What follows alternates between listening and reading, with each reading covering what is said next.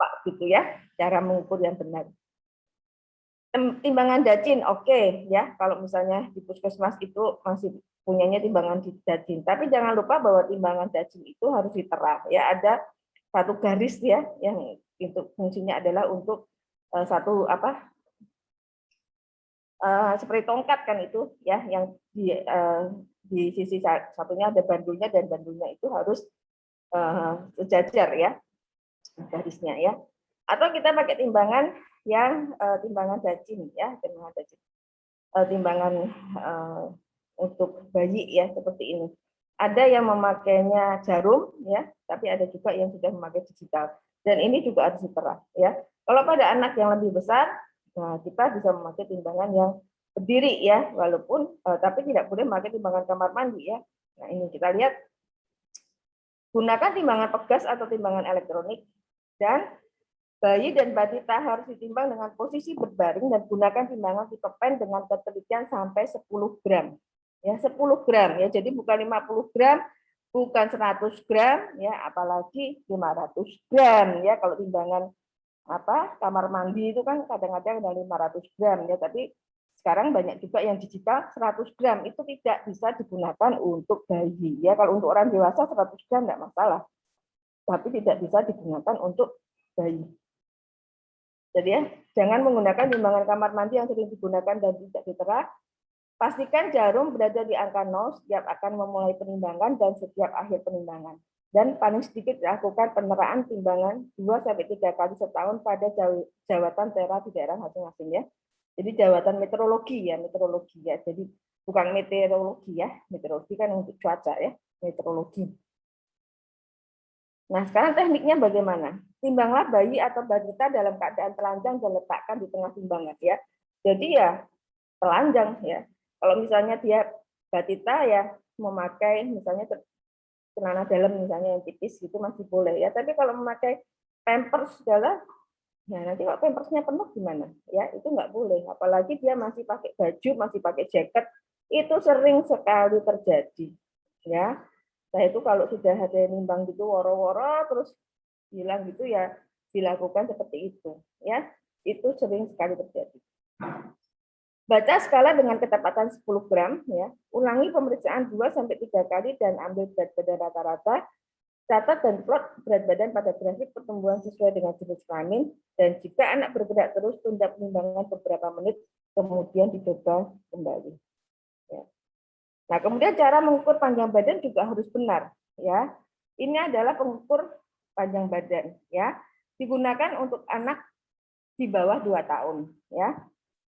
Karena apa? Syarat anak diukur tinggi badan itu kalau dia sudah berdiri tegak dan batasnya adalah 2 tahun ya, berdiri tegak. Jadi kalau anak usia mungkin 13 bulan, 12 bulan itu sudah ada mulai bisa berjalan, tapi berjalannya Anda tahu ya, Anda lihat aja mereka berjalannya masih kanan kiri nggak seimbang begitu ya, dia suruh berdiri tegak nggak bisa anak-anak dia karena berjalannya aja masih nggak seimbang ya. Nah jadi batas bisa berdiri tegak itu adalah 2 tahun ya, kecuali pada anak sakit tidak ya, tapi kalau yang anak sehat itu adalah batasnya 2 tahun. Nah ini adalah namanya stadiometer untuk mengukur tinggi badan. Untuk mengukur panjang badan itu namanya adalah infantometer. Bentar ya, Pak Yan kemana ya? Oh, yang dicari residen kardiologi. Pak Yan dicari residen kardiologi.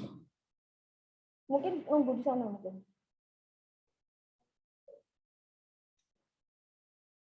Ya.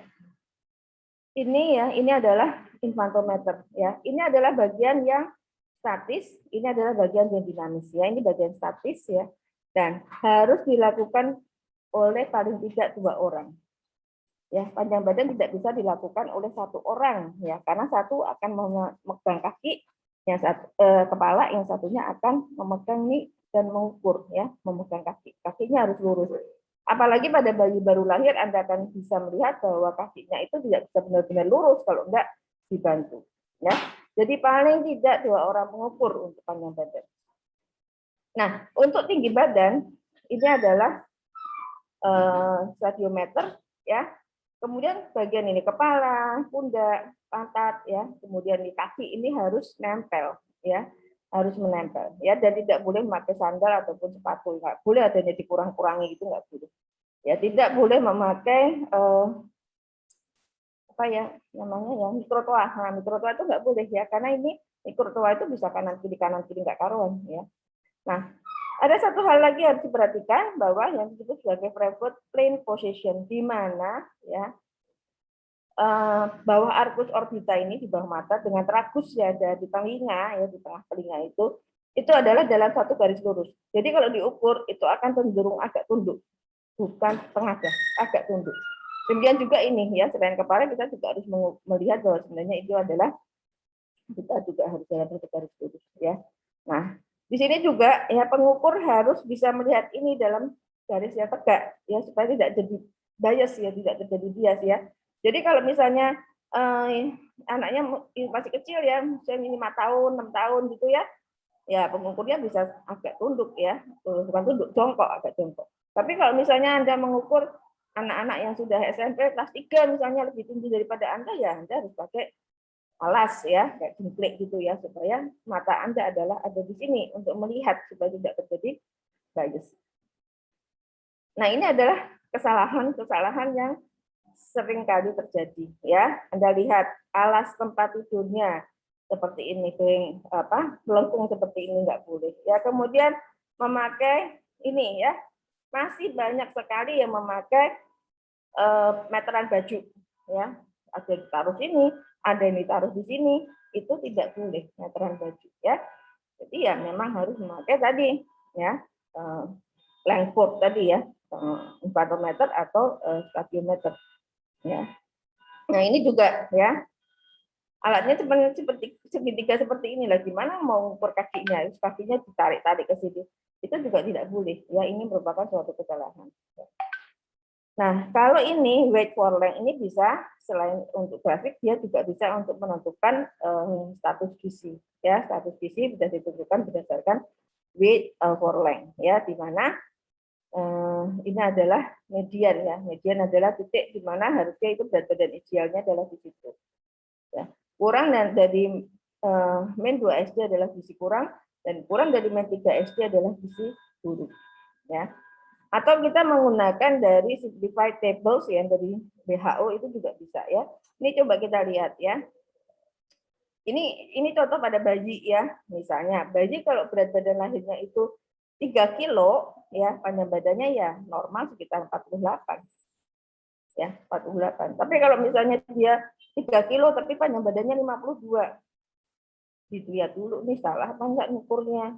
Jangan-jangan salah ngukurnya, jadi anaknya itu dari kelihatan panjang banget gitu kan, aneh ya. Nah, tapi kalau dia misalnya berat badannya dia 3,5, panjang badannya 48, ya kita lihat lagi ya, anaknya tuh gemuk banget apa enggak, atau memang ada kesalahan yang dilakukan ya.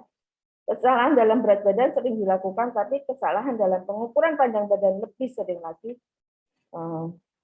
dilakukan ya, dan itu tidak boleh. Nah, ini adalah kriteria untuk status gizinya ya.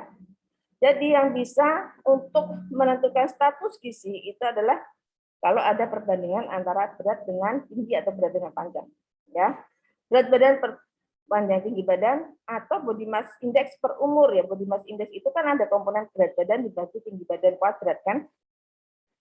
Berat badannya dalam kilogram, tinggi badannya dalam meter ya. Nah, ini bisa dua-duanya. Maka gizi baik ya, itu kalau dia antara plus 1 sampai dengan min 2 SD. Plus 1 sampai dengan min 2 SD. Bagaimana kalau di bawah min 2 itu adalah gizi kurang, di bawah min 3 SD adalah gizi buruk. Ya. Sedangkan plus 1 sampai plus 2 SD adalah possible risk of overweight, di atas plus 2 SD adalah overweight, dan di atas plus 3 SD adalah obesitas.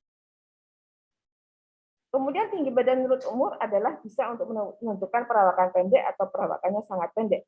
Di bawah min 2 SD adalah perawakan pendek atau short stature, dan di bawah min 3 SD adalah severe short stature ya, untuk perawakan sangat pendek.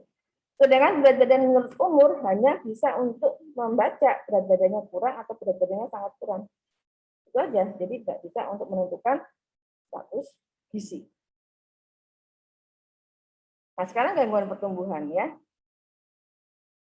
Kita lihat ya. Ini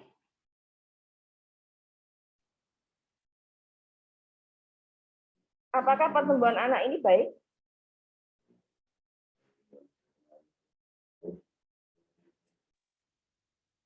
Apakah pertumbuhan anak ini baik? Ada yang bisa jawab? Baik, Ibu. Tidak, dokter. Ya? Tidak, karena di akhir mengalami penurunan. Ya, ini ya.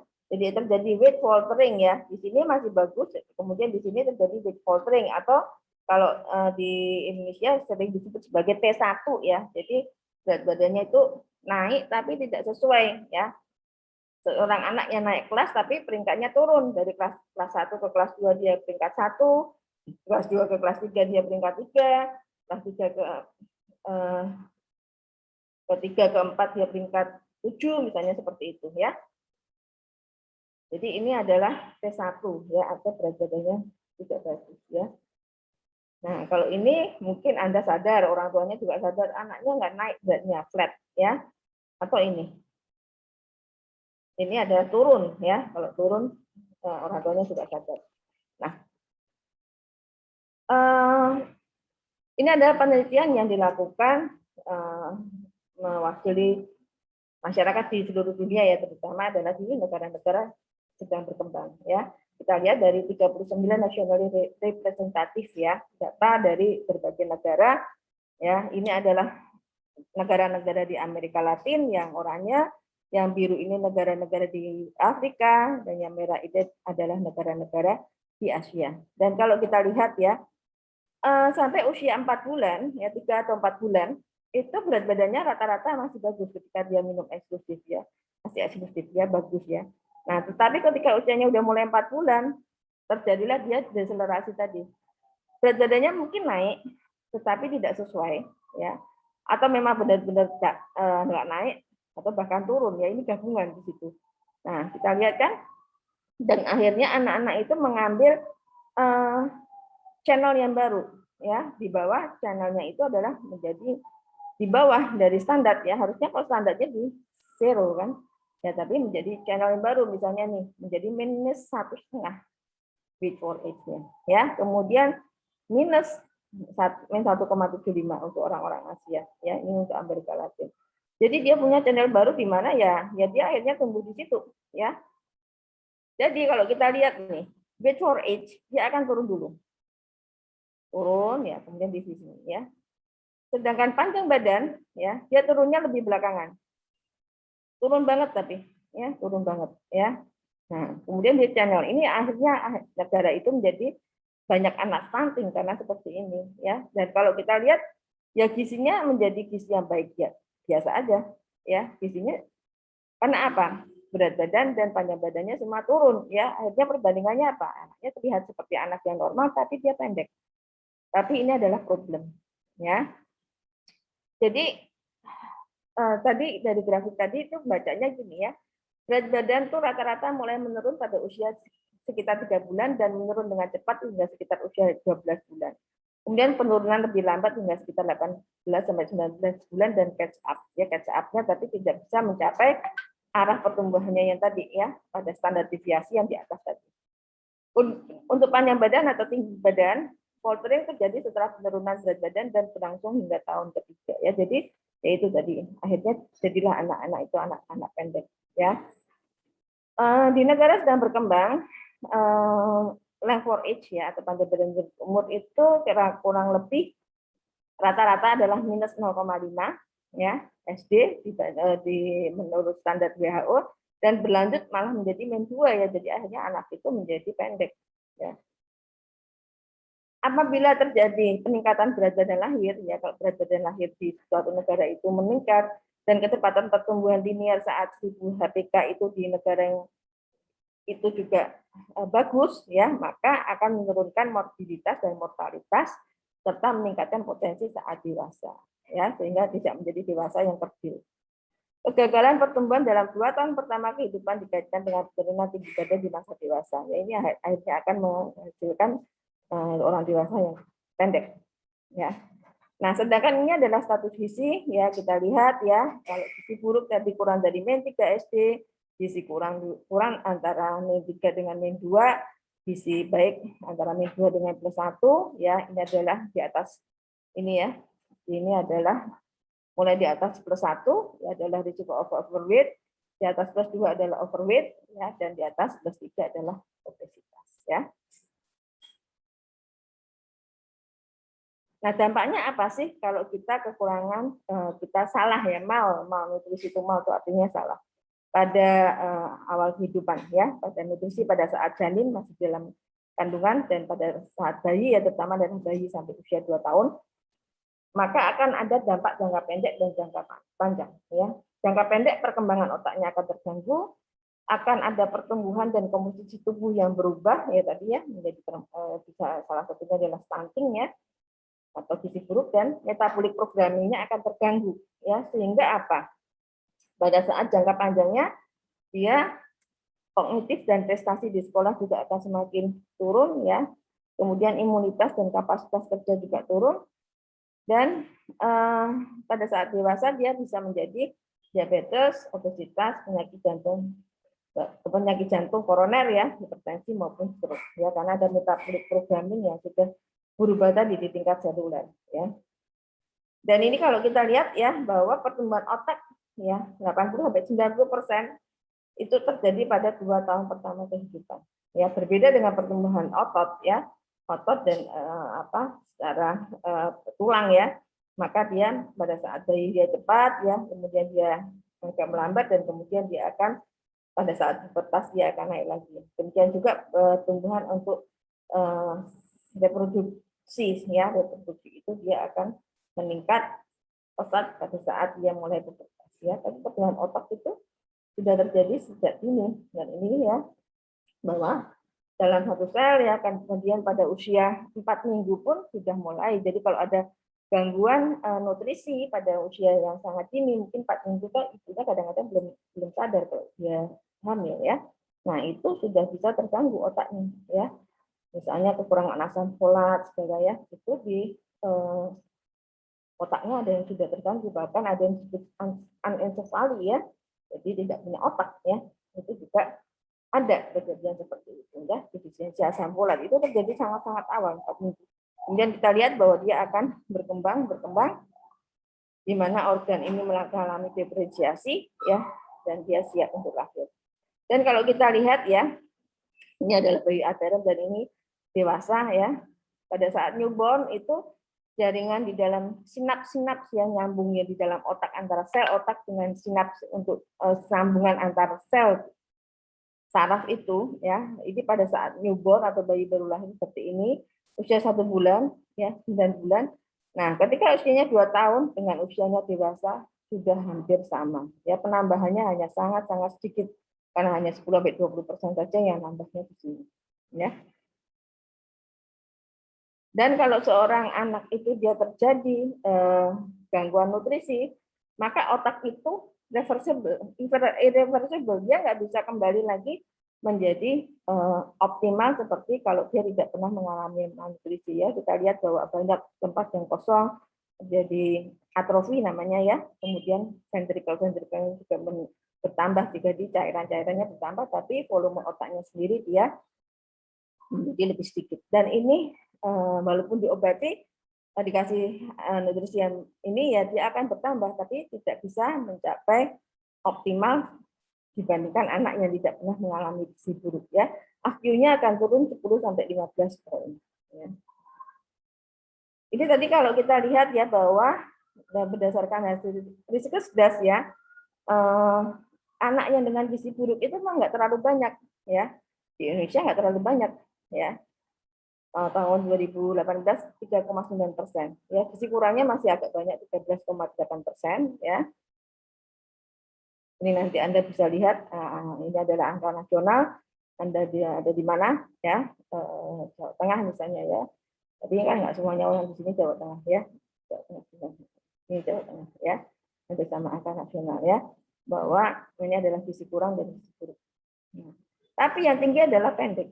Ini adalah yang sangat pendek ya. tahun 2018 11,5%, sedangkan pendek 19,3%, ya. Bagian dari yang tadinya sangat pendek berubah menjadi pendek, tapi tetap saja angkanya masih sekitar 30%-an, ya. Tahun sebelumnya masih sekitar hampir 40%, ya. Nah, kan? Ya. Jadi 37,2% ya angka nasional, ya, dan tahun 2018 menjadi 30,8, dan ini masih termasuk angka stunting yang tinggi, ya, di mana Indonesia itu masih termasuk yang warnanya merah, ya, angka stuntingnya tinggi, ya, ini adalah stunting. Nah, stunting, ya, atau perawakan pendek tadi, ya, itu berdasarkan dari tabel, ya, atau dari grafik. Kalau dia kurang dari min 2 SD adalah pendek, di bawah min 3 SD adalah sangat pendek. Ya. Nah, sekarang apa sih sebenarnya beda antara stunting dengan short stature, ya? Kalau short stature itu adalah pendek, pokoknya kurang dari min 2 SD, ya. Pengukuran antropometri kurang dari min 2 SD. Itu kita secara umum kita sebut sebagai short stature. Tapi kalau stunting itu adalah ada menggambarkan dari suatu kegagalan pertumbuhan linier karena apa? Kesehatan yang tidak optimal, ya, artinya apa? Sering ada infeksi atau sakit atau penyakit kronik yang lain, dan kondisi nutrisinya yang tidak adekuat, ya. Makanya kurang, ya, karena penyakitnya juga makannya akan menjadi kurang juga bisa, atau karena sosial ekonomi juga makannya menjadi kurang juga bisa, ya. Dan ini adalah yang disebut stunting, ya. Jadi stunting itu ada hubungan antara status kesehatan yang kurang optimal, ya, pada umumnya disebabkan karena infeksi, dan ada pola makan yang tidak bagus, ya, atau asupan nutrisinya yang tidak optimal. Nah, kalau kita ada anak yang pendek kurang dari min 2 SD, maka kita harus lihat dulu, ya, short stature kurang dari min 2 SD. Apakah dia kondisinya patologis atau dia suatu yang variasi yang normal aja? Misalnya apa variasi normal, ya? Familial short stature, bapak dan ibunya juga pendek, ya, akhirnya anaknya juga menjadi pendek. Atau constitutional growth delay, ya. Ini nanti kita lihat grafiknya supaya lebih jelas, ya. Kemudian kalau yang patologi, ya, pendek yang patologi, kita lihat apakah proporsional atau disproporsional, ya. Disproporsional misalnya karena ada gangguan di skeletal displasia, ya, tulang-tulangnya itu juga ada gangguan. Kemudian kekurangan vitamin D yang terjadi riketsia, hipotiroid, dan beberapa penyakit-penyakit lainnya. Sedangkan yang proporsional mungkin karena ada IUGR, ada keterlambatan pertumbuhan sejak di dalam janin, ya, ada masalah di plasenta, ada masalah infeksi pada saat kehamilan, ya, misalnya TORCH, ya, toxoplasma, rubella, cytomegalovirus, ya, ada dysmorphia, ada kelainan kromosom, ya. Sedangkan kalau postnatal karena malnutrisi tadi, ya, sudah makannya enggak bagus, kemudian ada penyakit-penyakit yang kronik, ya, misalnya penyakit gastrointestinal, diare, misalnya terus-menerus, ada kelainan jantung, penyakit jantung bawaan, kemudian kelainan paru yang bawaan, ada infeksi, ya, misalnya HIV, TB, ya, atau infeksi saluran kencing yang terus-menerus juga bisa, ya, ada kelainan endokrin. Inilah yang disebut sebagai stunting, ya, karena ada malnutrisi dan ada penyakit kronik, ya. Nah, ini adalah familial short stature, ya. Kalau familial short stature itu dia dari kecil, ya, itu memang dia tinggi badannya selalu di bawah normal, ya. Dan hasil akhirnya, ya, tinggi badan akhirnya itu tetap di bawah. Nah, ini adalah familial, ya, dan ini tidak mempengaruhi dari pertumbuhan otaknya dia, karena dia adalah familial. Misalnya kalau kita ingat adalah misalnya Profesor Habibie, ya, dia kan sangat-sangat pandai, walaupun ukuran tinggi badannya tidak termasuk tidak tinggi, ya. Nah, ini adalah ada faktor familial di sini, ya. Nah, kalau ini adalah constitutional growth delay, ya. Jadi pada saat masih kecil dia selalu di bawah, ya. Nah, kalau kita lihat arah peak dari pertumbuhan, ya, seorang anak perempuan itu kan dia mulai dari usia 10 tahun, ya. 10 tahun itu dia sudah mulai terjadi growth spurt atau tinggi badannya dia menjadi lebih cepat, ya. Nanti usia 12 tahun adalah puncaknya, ya. Jadi dia pertumbuhannya cepat, ya. Nah, kalau anak laki-laki, ya, itu kan pada usia mulainya adalah 12 tahun dan peaknya adalah pada usia 14 tahun. Ya, jadi memang 2 tahun lebih lambat dibandingkan yang perempuan. Tetapi pada usia 14 tahun itu rata-rata mereka sudah ngejar, sudah growth spurt, ya. Jadi ketika kalau kita ingat salah satu SMP itu anak-anak perempuan seringkali lebih tinggi daripada anak laki-laki. Tapi ketika kelas 2 yang laki ngejar dan ketika mereka kelas 3 yang laki sudah lebih tinggi. Nah, kalau ini memang lebih sering terjadi pada anak laki ya, konstitusional delay dan umumnya adalah biasanya ya itu ada faktor keturunan. Jadi misalnya mungkin ayahnya juga seperti itu. Nah, itu dia pada saat usianya 14 tahun dia belum, jadi masih kecil banget. 15 tahun dia masih belum. Tapi ketika usianya udah 16 tahun dia ngejar sehingga akhir pertumbuhannya dia tetap di rata-rata. Ya, jadi dia tidak ketika dia dewasa ya dia bukan yang pendek, dia termasuknya normal aja ya, tapi dia memang terlambat secara konstitusional. Nah, ini adalah yang keadaan yang patologis ya. Misalnya akondroplasi ya. Kayak ucok dada salah ya.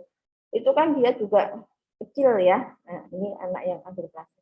Kita lihat segmen dari lengan dan kakinya pendek-pendek ya. Karena memang ada kelainan ya. Kemudian Russell Silver ya, Russell Silver itu mini ya anaknya. Ini saya usianya 7 tahun. Ya, mini ya. Jadi kecil ya, karena memang ada kelainan genetik ya. Rickettsia misalnya karena deficiensi vitamin D atau ini kelainan metabolisme bawaan antara lain adalah mucopolysaccharidosis ya, di mana kelainannya adalah di lisosomal ya. Nah, ini juga dia akan menjadi pendek dan disproporsional ya. Kita punya juga beberapa pasien kita yang dengan MPS. Ya. Nah, kalau stunting ya, stunting itu umumnya terjadi pada saat dia memang bisa mulai dari nutrisi ibu selama hamil ya. Jadi pada saat masih di dalam perut ya, intrauterin, kehamilan usia remaja dan interval kelahiran yang pendek ya tadi ya, remaja belum siap, kemudian dia hamil, bisa jadi anaknya juga menjadi prematur ataupun IUCR ya. IUCR sendiri ya ada kelahiran prematur, kualitas MPASI rendah, infeksi berulang dan faktor lingkungan. Dan ini tadi diawali oleh adanya perlambatan pertumbuhan atau growth spurt. Nah, sekarang bagaimana upaya mencegah gangguan pertumbuhan pada balita? Kita harus memberikan praktek pemberian makan yang benar ya. Nah, ini adalah periode pemberian makan pada bayi. Yang pertama adalah ASI eksklusif, kemudian pada usia 6 bulan ASI dan ditambah MPASI yang berkualitas ya, dan di atas 1 tahun adalah makanan keluarga. Ini adalah untuk melihat apa yang harus dilakukan ya di tingkat puskesmas dulu ya, puskesmas, kemudian nanti dari puskesmas ke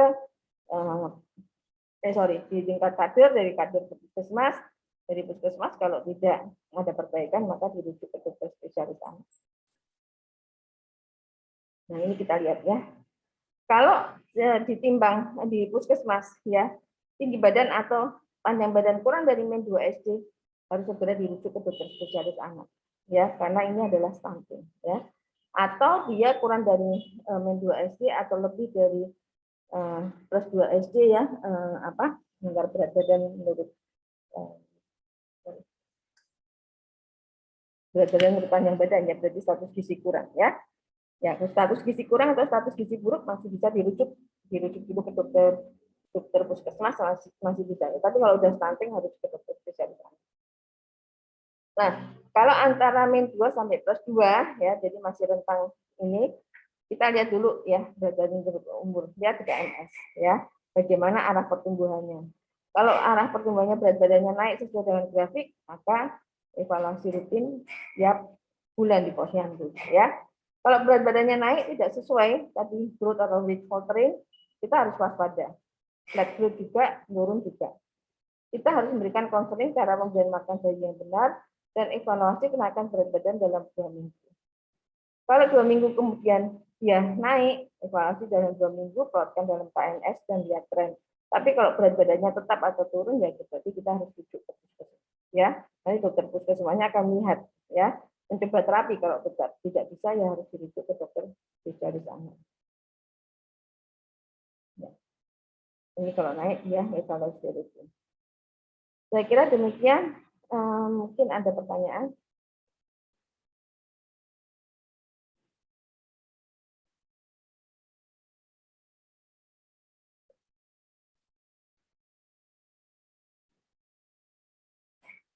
Ada pertanyaan?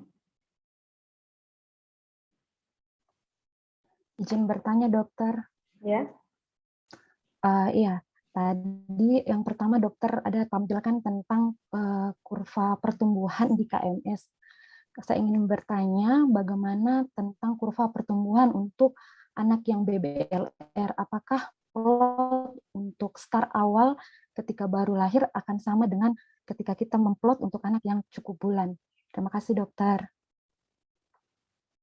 Oke, kalau BBLR tergantung aterm atau prematur. Kalau dia cukup bulan, ya kita tetap pakai kurva yang biasa. Kan BBLR kan. BBLR itu kan bayi berat lahir rendah. Bayi berat lahir rendah kan kurang dari 2.500 gram. Nah, kita lihat dulu aterm atau prematur. Kalau prematur baru kita ada usia koreksi. Ada sih untuk grafik untuk prematur. Misalnya intergrowth, ya. Itu adalah grafik untuk prematur. Intergrowth itu nanti nyambung dengan kurva WHO. Ya. Nah, itu ada prematuritasnya di situ. Ya. Tapi kalau aterm, ya memakai grafik yang biasa. Ya.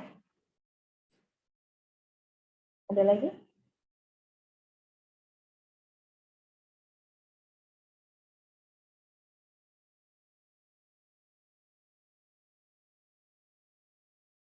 Ada beberapa kelainan genetik ya, seperti sindrom Down itu kan cukup banyak ya.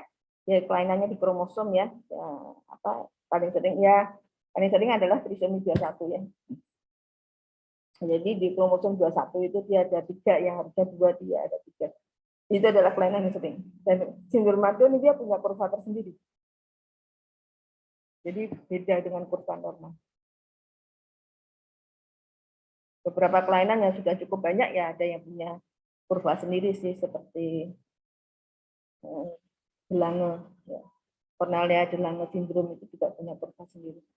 Tapi kalau itu tidak sebanyak sindrom Down. Kalau sindrom Down kan banyak banget. Dan dia punya kurva sendiri.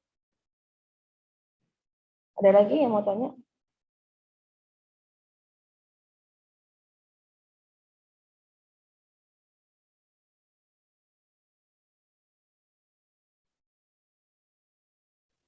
Ya, nggak ada yang mau tanya?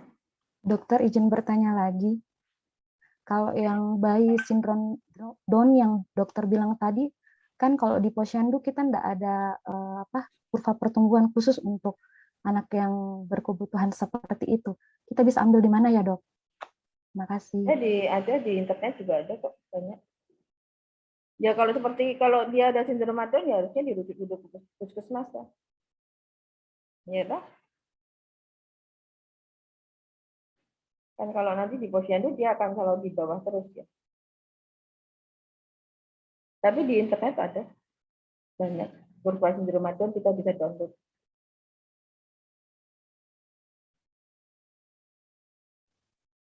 Cara plotnya sama saja ya, Dok? Ada kan? Kan ada usianya juga, ada berat badan menurut umurnya ada. Ada berat badan menurut umur, ada panjang badan menurut umur. Bisa di-download kemudian diplot. Baik, Dok. Ada lagi?